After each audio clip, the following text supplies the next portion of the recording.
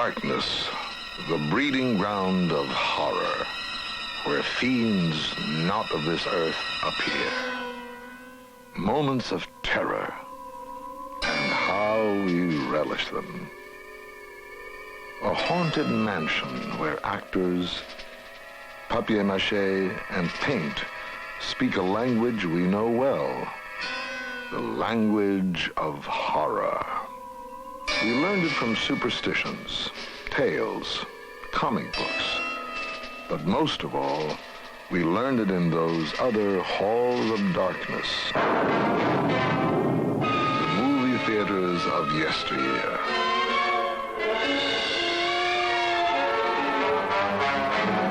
Desperate heroes, beautiful heroines, villains, monsters.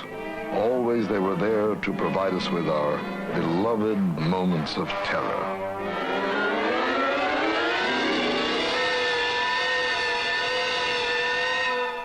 Grotesque images torn out of our own dark, our own earliest nightmares. Try as we may, we are never quite able to leave them behind.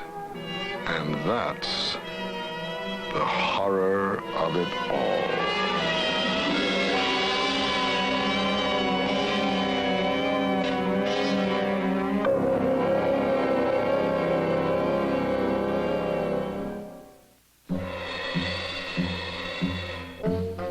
It seems we are forever drawn toward what we fear.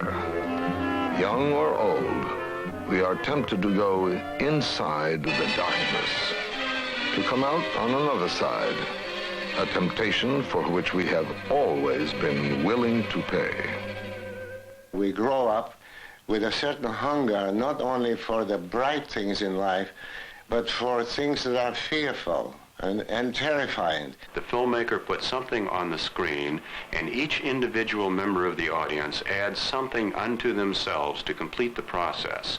You know, if you wonder why the continual preoccupation with horror in motion pictures, there's a reason. People love to be scared. The great horror movies of bygone days are like extensions of nightmares, past and present. A secret word in the 1920 film, The Golem, gives magic power to a sage.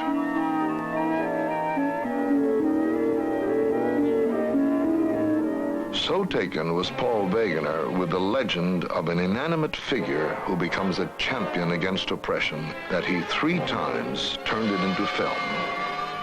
Wegener's own impressive size enabled him to play the giant clay statue brought to life.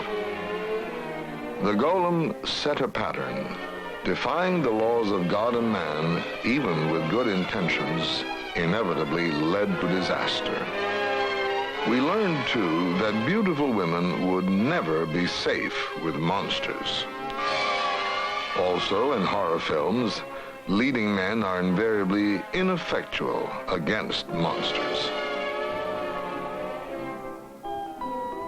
In The Cabinet of Dr. Caligari, also produced in Germany in 1920, horror took on a uniquely subjective cast. A sinister figure, Caligari reveals his strange powers over a sleepwalker.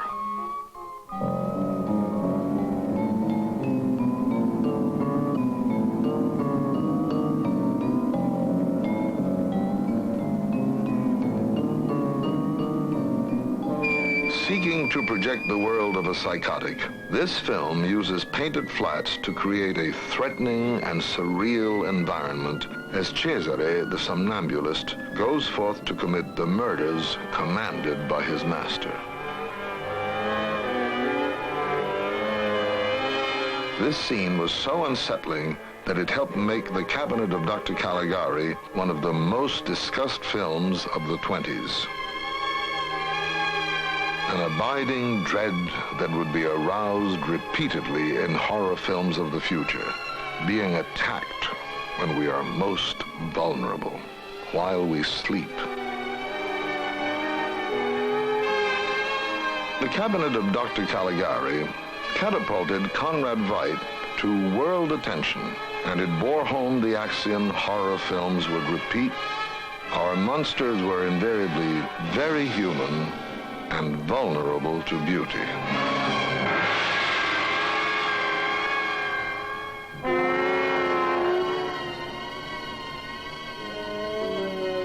One of horror's most reliable staples, guaranteed to produce dread in any audience, the story of the vampire.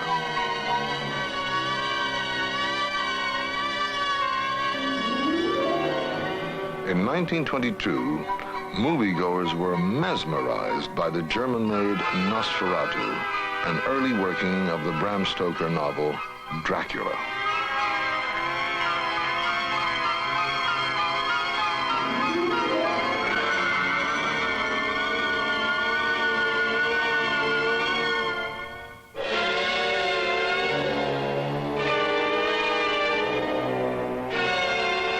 This was no simple creature made from clay, no sleeping figure locked in a trance.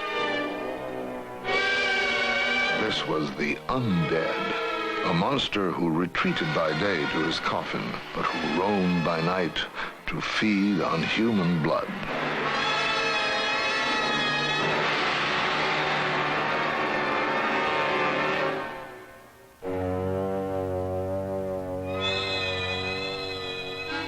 In director Fritz Lang's Metropolis, a fantasy and horror film, also from Germany, the heroine is trapped in the very world of the dead, the dark catacombs of a city in a far distant future.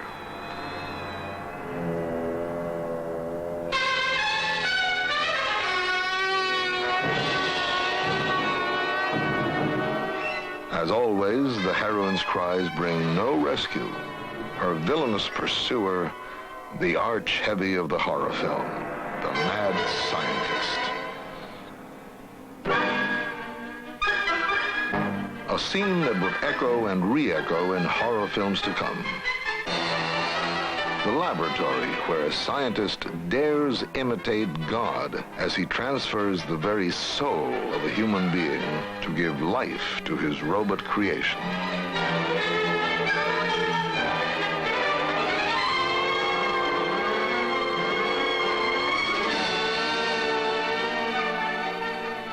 European horror films emphasized the supernatural. But in the United States, horror had a more realistic base. In 1920, a prohibition-conscious audience readily accepted that in Dr. Jekyll and Mr. Hyde, even a single drink could lead to terrible consequences. John Barrymore's performance made that possibility chillingly believable.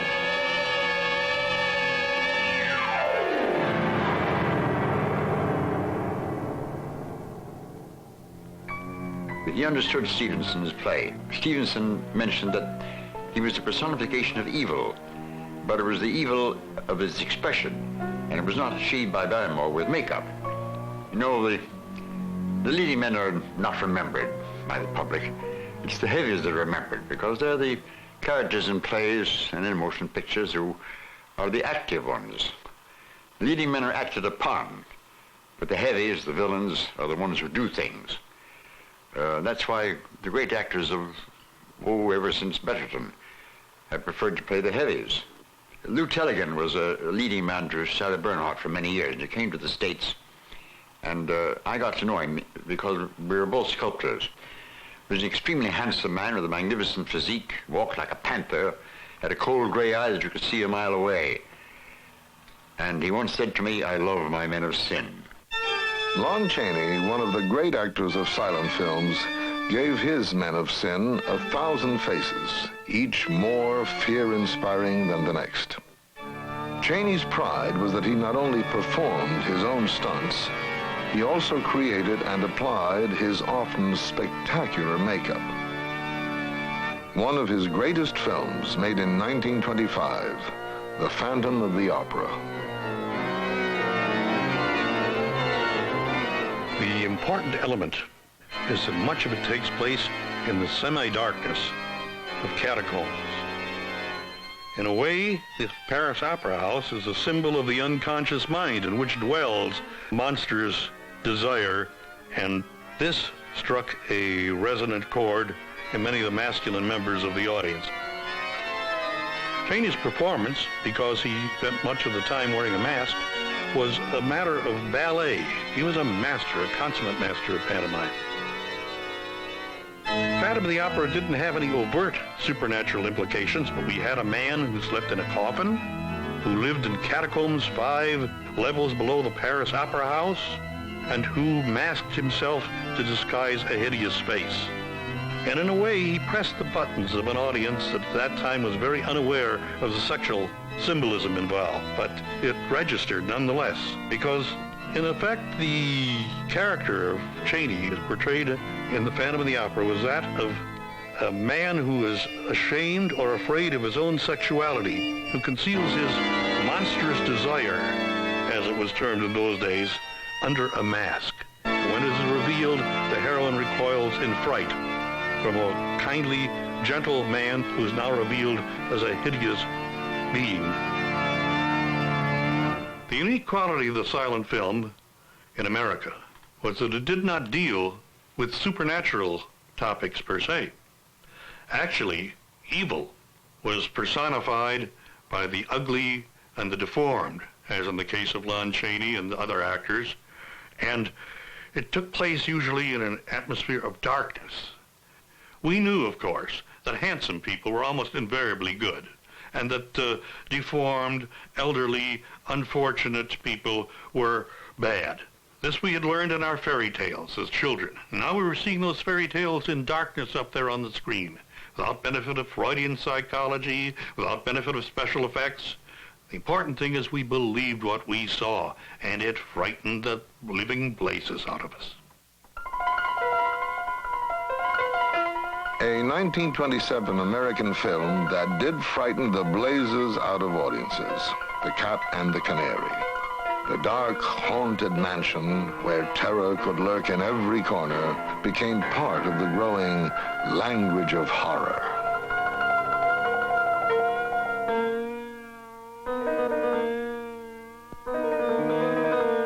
It was where anything could happen, and often did.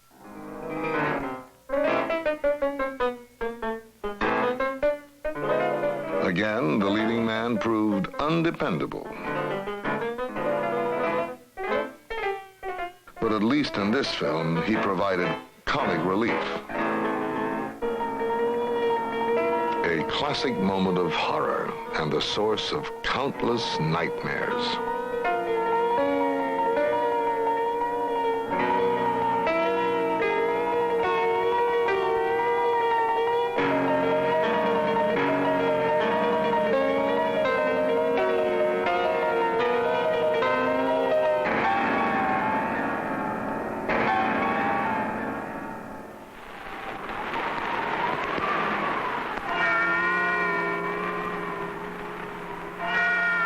In 1931, Svengali, starring John Barrymore, was released.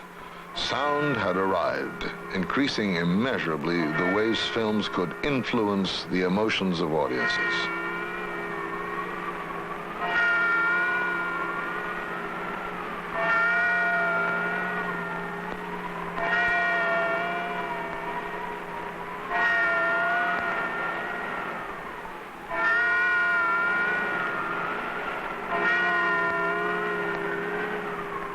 Svengali's true impact came from the unsettling demonstration of mind control from afar.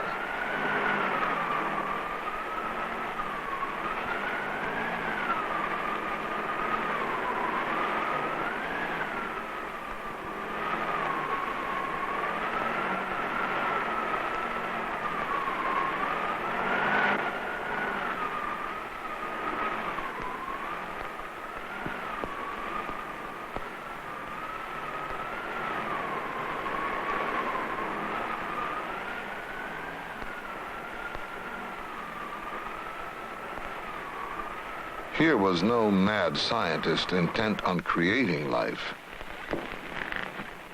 This villain is able to take a life over Gentlemen, it might be as well to remember there are more things in heaven and earth than are dreamt of in your philosophy. These mysteries became a challenge for a new generation of filmmakers. Mr. Zucker, the head of Paramount, called me up and asked me if I would like to do a film of the famous Stevenson story, Dr. Jekyll and Mr. Hyde. I saw the story as a conflict between, not between good and evil as it used to be done before, where Jekyll becomes an evil person, a monster. But I saw the story more as a conflict between the high aspiration of every human being and his lower, baser instincts. And that the whole idea was to have a young man, very handsome, whose whole intention is to free himself from all the evil impulses, all the animal impulses, really, not evil, animal. And the idea with Frederick March was that when he becomes Hyde, he does not become a monster, but he becomes our common ancestor, the Neanderthal man. And Frederick March gave a beautiful performance and wound up by winning the Academy Award.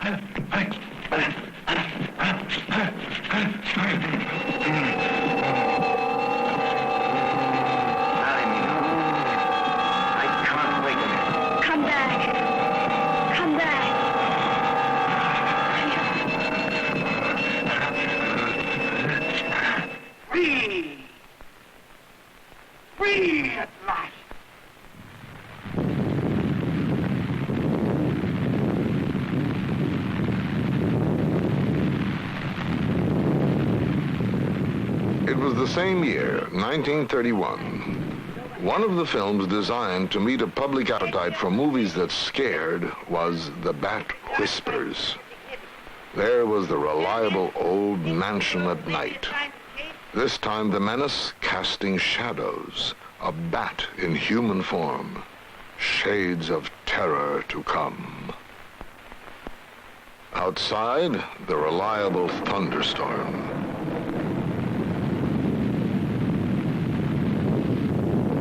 And inside, a heroine who naturally insists on going where no one in her right mind would even dream of going, through the ever-present secret door.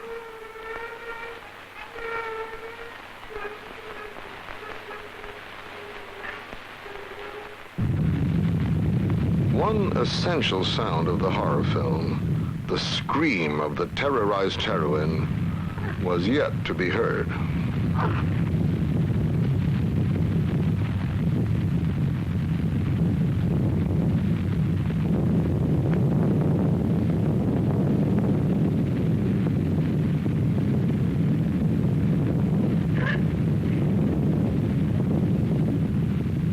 In the tradition of the mystery horror film, the villain is eventually unmasked. There'll be no getaway this time. You think you've got me, eh? Well, let me tell you this. There never was a jail built strong enough to hold the bat. And after I've paid my respects to your cheap lockup, I shall return at night. The bat always flies at night. And always in a straight line. The bat, enacted by Chester Morris, never did manage to return. But in the same year, another kind of bat descended on the movie-going public with the release of Dracula. Bats, wolves, and vampires became honorary members in horrordom's Hall of Fame, as did Dracula's star, Bela Lugosi. After this one production, the supernatural would become an enduring element of the American horror film. Also in 1931, another movie was destined to become a classic, creating a new horror star, Boris Karloff. The film was Frankenstein, based on the early 19th century novel by Mary Shelley. Yet again, a scientist dares attempt to create a life. The result? A monster who would eventually turn on his creator. Never before, and perhaps never again, would the elements for producing terror in an audience seem so perfectly fused. It's very interesting to compare these two films that were made almost at the same time in the early 30s, in that they both dealt with the theme of death. Dracula with an undead creature brought back to life, living off of the blood of the living, and the Frankenstein monster, a creature made from parts of dead bodies, and perhaps doubly terrifying for that reason. When I was much younger, I knew the late James Whale, and he told me a fascinating anecdote about the first sneak preview of Frankenstein, which was held in Santa Barbara. While he was sleeping in the middle of the night, he was awakened with a phone call, and a voice came on the line saying, "Are you the director of that film that was previewed tonight?" And he said, "Yes." And the voice said, "Well, I can't sleep, and I'll be damned if I'll let you sleep." And James found this story to be very amusing.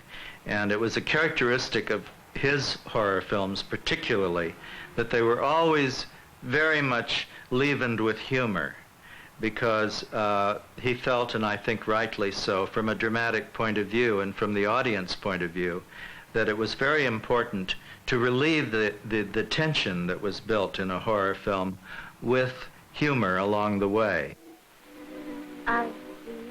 There was humor in White Zombie, a blend of horror and gothic romance made in 1932. Not all of it intentional. However, in this film, another method used to build tension was an especially effective music track. What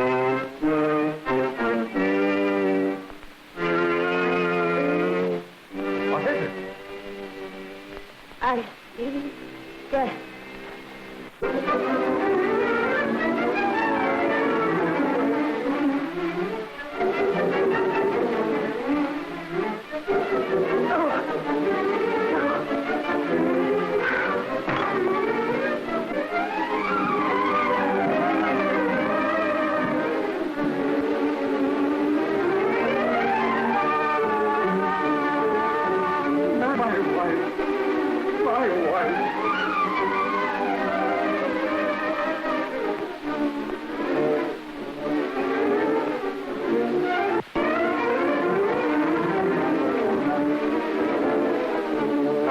Produced 1 year after Dracula, White Zombie clearly showed the influence of the earlier film. Once again, Bela Lugosi played the arch-villain, the harbinger of doom. Who are you? And what are they? For you, my friend, they are the angels of death. Not surprisingly, the leading man was inadequate. The heroine, helpless. It was 1932, and James Whale had just finished Frankenstein, which was an enormous success, with Boris Karloff, who was the star of The Old Dark House 2. We had Charles Laughton in his first American film. We had Raymond Massey. We had Melvyn Douglas. And I was very impressed. Boris was as charming and gentle a person off-screen as he was horrendous and threatening on-screen. There was a great deal of thunder going and lightning and rain coming in and cobwebs and doors creaking. As a leading lady, it was my job to be very, very frightened. So Mr. Whale put me into a pale silk velvet bias-cut evening dress, very décolleté, and I asked him why, and he said, because when Boris is chasing you through the corridors, I want you to be like a flame going through the house and be very threatened, and that was my role, to be very threatened, very frightened, and to scream a lot. You know, actually, I think that putting me in pale pink silk velvet added to the feeling of fragility and helplessness that actresses needed in horror films, because if the beautiful young actress or lady is not threatened, there's no horror. The horror film playing at the neighborhood movie house became like a visit of dearly valued old friends. How audiences loved those actors they had learned to hate. High on their special enemy list was Lionel Atwill. His most frequent victim, Fay Wray. A 1933 film, The Vampire Bat. You're the one. What mad thing are you doing? Mad? The one who has solved the secret of life to be considered mad? Life, created in the laboratory. No mere crystalline growth, but tissue. Living, growing tissue. Life that moves, pulsates, and demands food for its continued growth. You shudder in horror. So did I the first time. No one expressed the lunatic logic of the mad scientists better than Lionel Atwill. I have lifted the veil. I have created life. Wrested the secret of life from life. Now you stand for the lives of those who have gone before. I have created life. I'll tell Carl. Fay Wray was every fan's ideal of a beautiful, threatened For heroine. tonight, Carl's name will be added to yours. And all of those whom this achievement will immortalize. You're safe now, dear. It's like a horror. When would leading men stop being so wrong? Again. Now, it's all right. Don't worry. I'm going to stay right here with you.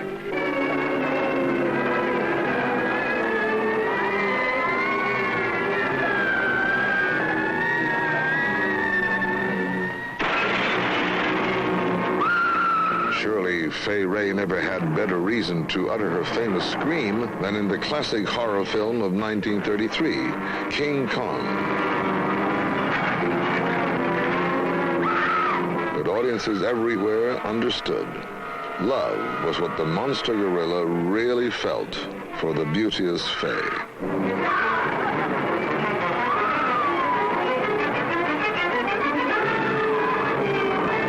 Makeup alone doesn't make the best monster.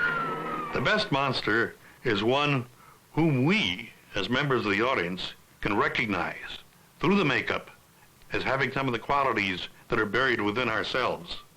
All of us got some kind of vicarious pleasure, I'm sure, out of watching King Kong go on a rampage and tear down the very symbols of New York City that represented wealth and power and prestige, which most of us were denied. Because most of us were very poor during the Depression. We paid a dime or 15 cents or 25 cents tops to see King Kong and the other monsters. Those of us who were adolescents got the same kind of satisfaction and gratification out of watching Frankenstein's monster, because he, in a way, was a very symbol of adolescence. Lumbering, inarticulate, ugly, unwanted in a society where age was deemed superior to youth. It's hard to believe that it's turned around, but it has.